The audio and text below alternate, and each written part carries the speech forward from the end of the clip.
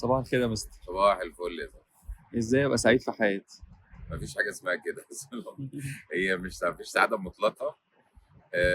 في يعني ايه انه يبقى الغالب على الحياه ان الواحد الى حد ما راضي وقانع ومبسوط. في ثقافتين مختلفتين، وجهتين نظر مختلفتين تماما. لكن انا شايف ان احنا نقدر نعمل كومبرومايز او حل وسط بين الاثنين. قول لي ازاي. ازاي؟ يعني في التراث الاسلامي وفي الحضاره الاسلاميه في اعمل لدنياك كانك تعيش ابدا. فانت بتقعد تخطط للدنيا، وهعمل كذا بعد 20 سنه وكذا وكذا وكذا، واعمل لاخرتك كانك تموت غدا. فبتصحى من الصبح تتقي الله في شغلك، وتأدي صلواتك وتبر والديك و الى اخره.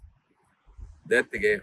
في اتجاه بعض الحضارات الغربيه ان هو يقول لك اصحى الصبح كأن ده اخر يوم في حياتك، فاستمتع بقى واعمل كل الحاجات اللي المتعه اللي في الدنيا وبتاع كأن انت اخر يوم في حياتك ده.